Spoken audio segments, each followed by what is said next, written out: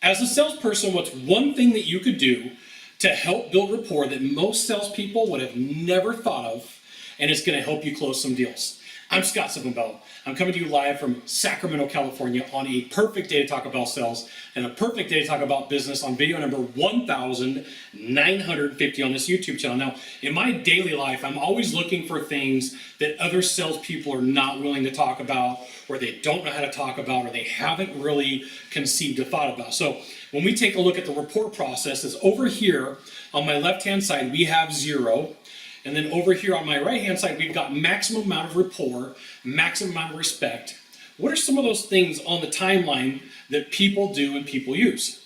So, for me, I'm a tall guy, I'm a big guy, I got a little bit of extra on the belly. Every time I go to the doctor, I talk to the doctor, and the doctor is like, Scott, you gotta lose weight. So, as a talking point, when I'm dealing with people who are my age or who've got a little bit of extra in the belly, I could be like, man, I just went to the doctor, and the doctor was like, man, Scott, you're getting fat. Right? That's one way that I could build rapport. That's on the arc. So over here we got 0. Over here we got maximum rapport. I could talk about experiences that I have. Right? You could always go with family, occupation, recreation, material possessions. It's something you get from the sales process. I also added alliances and locations. Those are formal places that you could talk about to build rapport. But what if there was something stronger?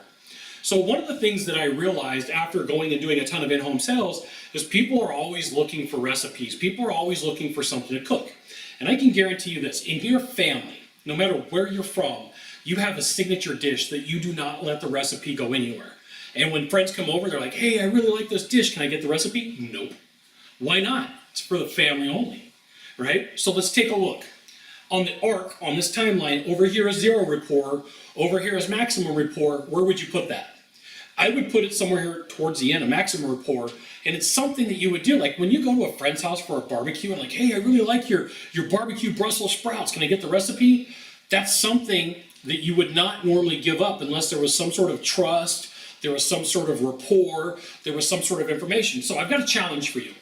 Start looking for your daily life, whether it's an interaction with a doctor, whether it's you doing something in a personal shopping experience, whether it's you going out and doing something where you are doing something that's really common or something that's really unique that automatically would put you in the prospect of having high rapport. So today, what I'm going to do for you is I'm going to show you my world famous salmon recipe. And one of the things that I do is when I'm sitting down with a buyer, not in the beginning, right? This is not something I would sit down and lead with. This is something that maybe 30, 40 minutes into a presentation, earliest maybe 25, I would ask people, hey, do you like salmon? And it was a pattern interrupt. It was meant to come out of left field, just like totally crazy, like, wait a minute, we were just talking about a product and now all of a sudden you're talking about salmon? Wait a minute, what's up with this world famous salmon? So for me, there's been a couple of people who've tried to buy this recipe for me. For me, there's been people who've wanted this recipe on demand. So I can't just say, hey, do you want to try my salmon? No, it has to be more unique than that.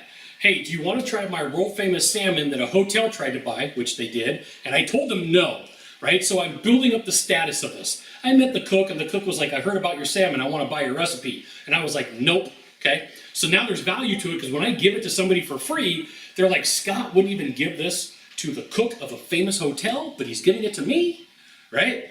So I'll tell people, say, hey, look, you like salmon? They say yes.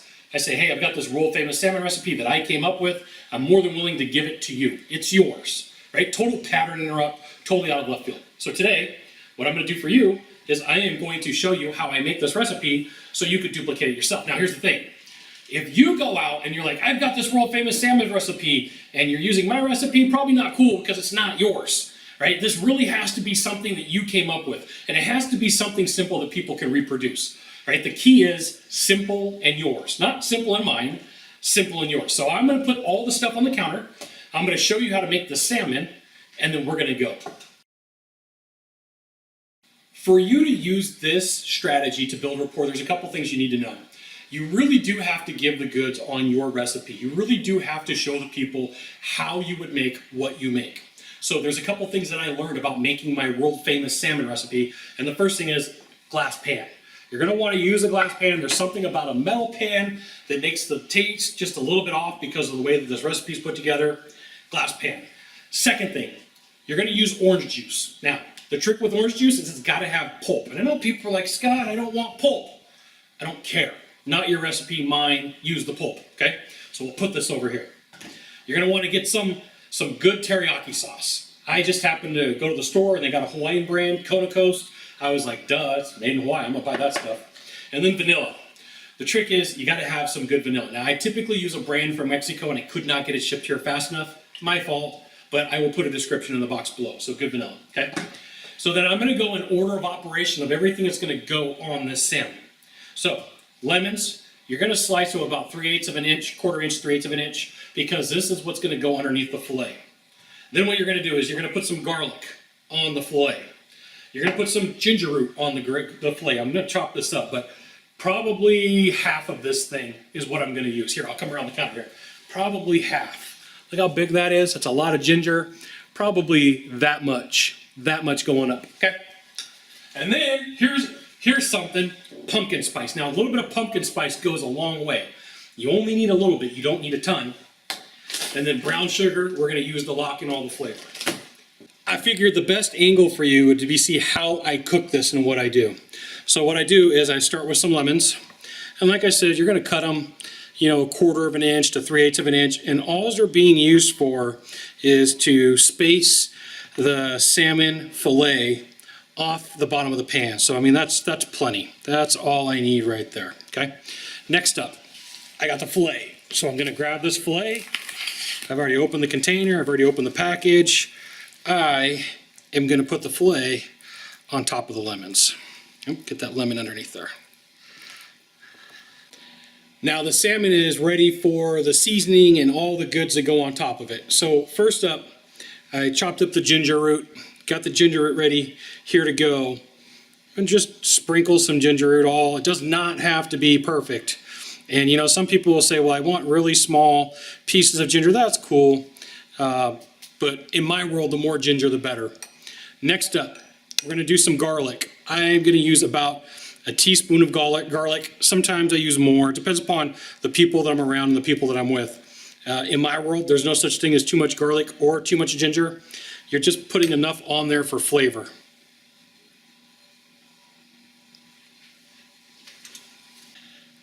Next up is going to be pumpkin spice. Now, a little bit, oops, that's a lot.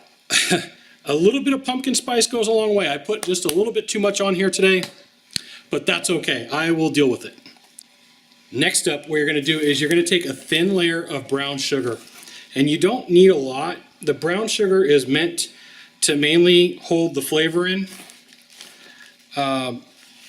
You want to season the fillet with enough brown sugar to hold it in, but not too much. Okay, so I almost forgot, you need some Lawry seasoning salt. Fortunately, I remembered before we put all the brown sugar on. And then you're also going to take a little bit of black pepper. You don't need a ton, you just need enough. It's going to be okay that it's not really in the salmon, but it's in the brown sugar.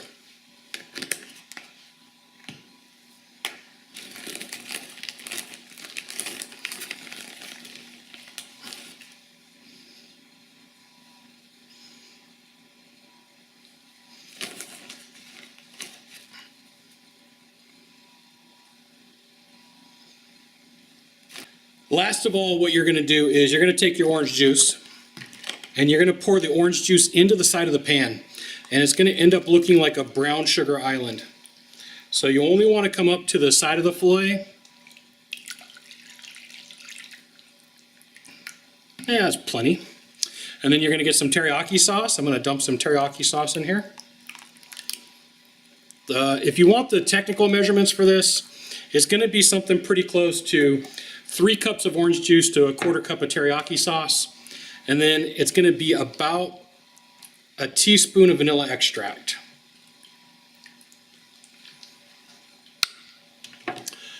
What we'll do from here is we'll put it in the oven for 30 to 45 minutes at 350 degrees. The last thing to do is cover the pan with some aluminum foil. I just pulled this, where's a fork at?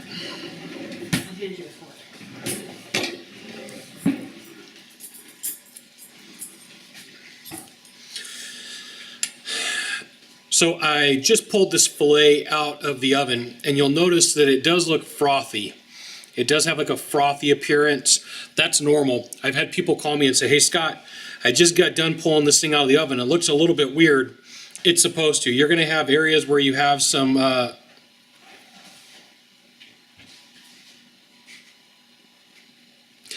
right, so I just pulled this filet out of the oven. And one of the things that you're gonna see is you'll have areas that have like a white frothy foam. You'll have some dark areas. This is where the seasoning and the sugar have pooled. You'll be able to see the garlic, the ginger root, but this looks pretty normal. You should be able to take your fork and be able to turn it and be able to pop some of this salmon up and this filet up from here, chop it up into slices, put it with some broccoli, serve it with rice. This is ready to go. And one of the things you're gonna see is you're gonna see the pulp, right? This froth that you're seeing around here, this is all the pulp, and this is why I said you're better off using you're better off using orange juice, not olive oil, orange juice that's got a lot of froth in it because it'll pull up at the top of the fillet. So there you go, Scott's world famous salmon fillet. So there you go, Scott's world famous salmon fillet recipe. All right, there you go. There's my world famous salmon recipe that I use to build massive amounts of rapport.